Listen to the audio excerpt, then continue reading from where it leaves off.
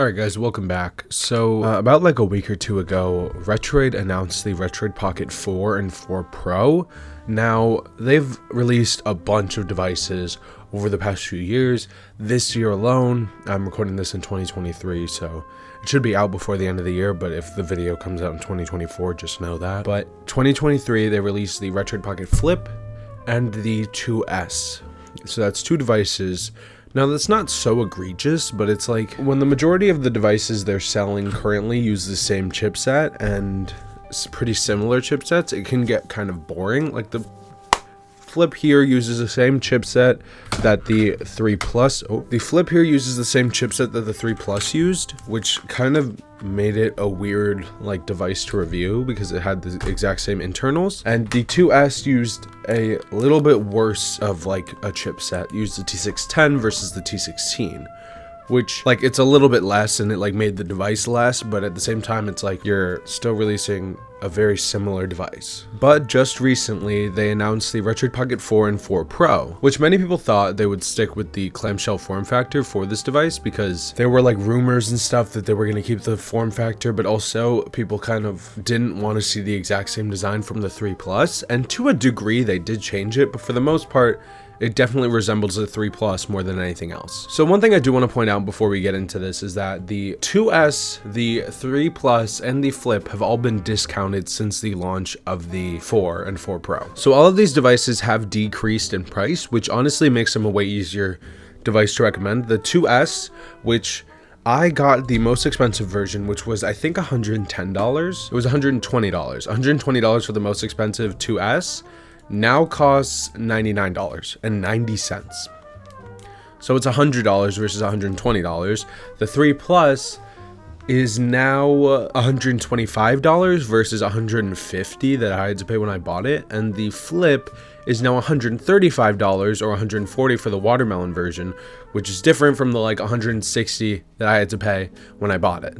So it's nice that they're putting these things on discount because they are kind of gonna be a little irrelevant once the 4 comes out. So I obviously don't have one in my hands yet. I did pre-order it, but we'll have to wait and see how it compares to the 3 Plus, the 2S, and all those once it releases. But for right now, I do want to go over it and see how much of a difference it'll be once it comes out. So when this thing was announced, I retweeted the announcement post. So they posted the specifications for both models on their Twitter account. And I retweeted it saying, analog triggers, same sticks as the 2S, new chipset, and more RAM for the Pro. This thing looks like an insanely good upgrade from the 3 or 3 Plus. I'm excited.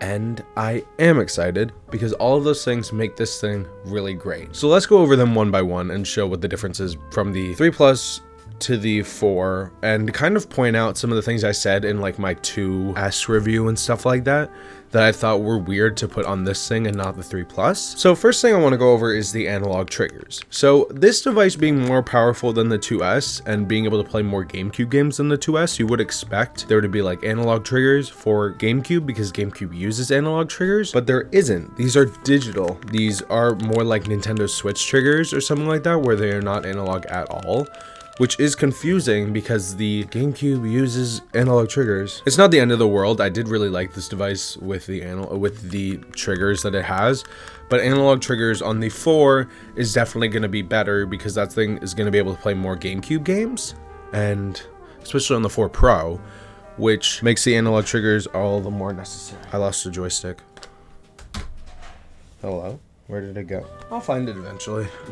That's so, oh, no, I found it. But yeah, having analog triggers on a device that can't really play GameCube games all that well and not having them on the device that can is a little weird. So having analog triggers is definitely going to be nice. I really hope they're not the same analog triggers. It looks like they are, but I hope they're not the same analog triggers as the Flip because these are nice analog triggers. I think they're fine, but I think they can definitely do better than these. The bumpers look the same. The start and select buttons are in the same places that they were on like the Odin.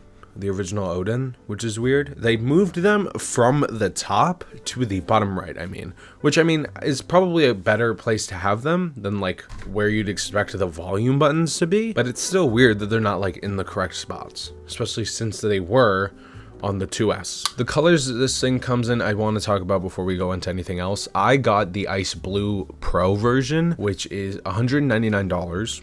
Cost me $2.15 with shipping.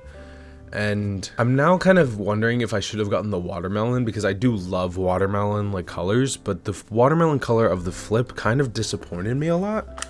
So I think that's what swayed me against it. Like, it looks cool, but it's like you don't really see anything interesting. I got the ice blue. I'm sure any color would look nice, but I did actually get a color I wanted this time instead of like accidentally getting the basic one that it defaults to. So the analog sticks on this thing are the same as the ones on the 2S, which means that they are removable.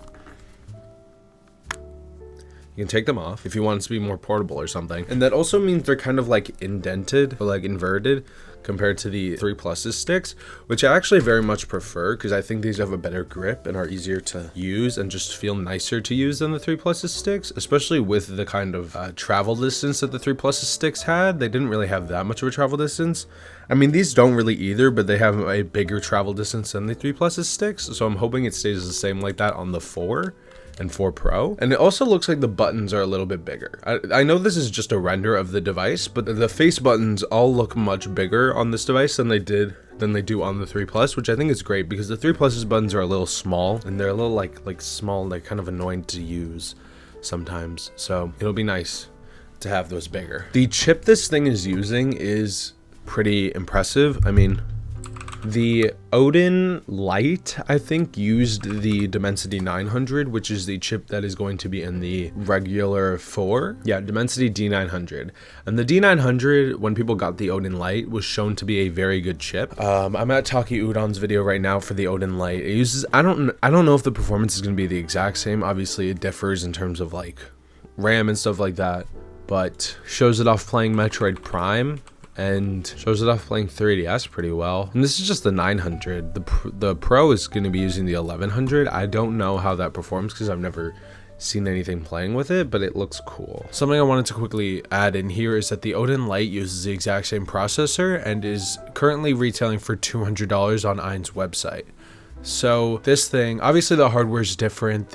Like a lot of stuff between the two devices is going to be different, but it's like if you're going to get a $200 device, you might as well go for the Retroid Pocket 4 Pro, because that's going to have a better processor.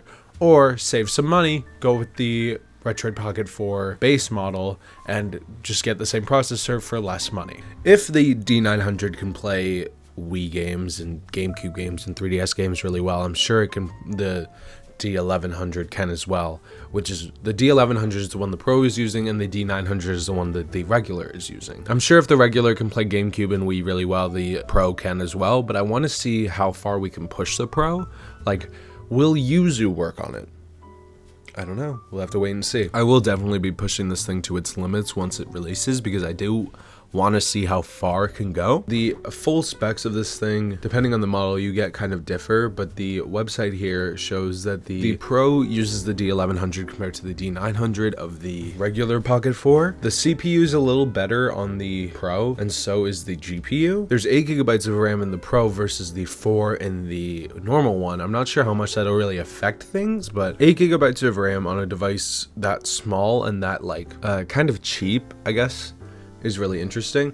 They both come with 128 GB of storage. I guess the original doesn't do DisplayPort over USB-C, but the Pro does, which I guess is interesting that that's kind of a Pro feature on this thing. Because like the Pro, I guess I'll be able to plug it into this Odin 2 dock that I have here and use it for HDMI out, but the Pro, but the original won't, or the base. I'm assuming they both have the same mini HDMI port on the top like the 3 Plus does and the 2S does, that both give a 720p signal, but it'll be interesting to see the 1080p signal that comes out of the Pro's USB-C port. It has Wi-Fi 6, Bluetooth 5.2, a 5000 mAh battery, which is bigger than the 4500 on the 3 Plus, active cooling, fast charging. The specifications, like the dimensions, is a little different than the 3 Plus, which I think is interesting. So the Pocket 3 Plus has dimensions of 184.65 by 81.38 by 24.32, and it's very similar on the 4 and 4 Pro. It's just that it's 184.8 by 82.6 by 15.8, which I think is interesting, because that means, I assume it's like height, length, width. So I guess this thing is like much skinnier than the 3 Plus. I'm not sure exactly how that's gonna like matter when I get the device, but I'm sure it'll matter somehow. We'll see. So the difference in the specs between the 4 and 4 Pro is interesting. I'm sure most people, if you're buying this thing for like N64, GameCube, retro emulation, like up to GameCube, you should be fine with the original, maybe even Wii with the base model, I meant to say. But it would probably make more sense if you're trying to go for something more powerful to get the 4 Pro, or even just go for a device like the Odin 2. But we'll have to wait and see. So yeah, looking purely at the specs, I am very excited for this device because it's an upgrade from the T618 chipset that we've been using for so long that we're finally getting out of. I don't know if the D like 900 and 1100 are going to be the new T618 that people kind of start using in every device. I kind of hope not, but who knows. But yeah, I am very excited for this thing. I'm very excited because I got the Pro model, which I'm excited to see what that can really do and what it can do being pushed to its limits. I mean, I don't expect anything extraordinary, but considering the 3 Plus kind of did struggle playing a lot of GameCube games and didn't really play Wii games at all, it'll be really interesting to see if this thing can play Wii games at a really good resolution. I mean, at a really good frame rate. Don't know why I didn't mention this when I was talking about the specs, but the screen is the exact same as the 3 Plus. It's a 4.7 inch 750 by 1334, which is such a weird resolution. I don't know why they keep going with it. It's like so weird. It's like not 1920 by 1080. It's not like a 720p display. It's so weird. Like on the 2S, I understand it. They went with a 4:3 display. 3 Plus, what is this resolution? Explain it to me. They do have add-ons here for the 4 Pro and 4, like when you're ordering it. They let you add on a grip, a carrying case, buttons, joysticks, Hall effect sticks, and an SD card. I didn't add any of those on, mostly because I didn't want to spend the money on them. But also, I think the grip for the 3 Plus should work with the 4. And if not, I can just 3D print one like I did for the 3 Plus. So doesn't really matter. Doesn't look like the design has been changed all too much. It looks like there's a new vent thing on the back for like heating and cooling, I guess. But it looks pretty much the exact same. Minor hardware tweaks. D-pad looks the exact same. I know this is going to be a better device than the 3 Plus because it's like an upgrade from it. And it's their technically fourth device. It's going to be interesting to see how it stacks up against the 3 Plus. But I'm sure it's going to be better than that and the 3. Because it's not like a Plus version. I'm glad that they released the Pro at the same time so they don't like put them out at different times. But yeah, it'll certainly be an interesting release. And who knows? It comes out January 15th for the Pro model. Might be in the running for my best device of 2024. But we're going to have to see what comes out in 2024. But yeah, I'm excited for this device. What do you guys think? Are you excited for it? Or did you pre-order one? Did you pre-order the base or the Pro? Did you not pre-order one? Do you already have the 3? Do you already have the 3 Flip, 3 Plus, and the 2S like I do? I have too many Retroid products. Does someone want to take them? I'm kidding. I wouldn't give them to you. This is very likely my last video of the year. I don't know what I would make within like the day that I have to put out another video. So I do just want to say thank you for all the support on the channel this year. It has been very intense. We got over 1,000 subscribers this year, and I think that's pretty insane. So thank you for all the support this year. Next year is going to be even better for the channel. I hope you stick around. So I'll see you next year. Goodbye.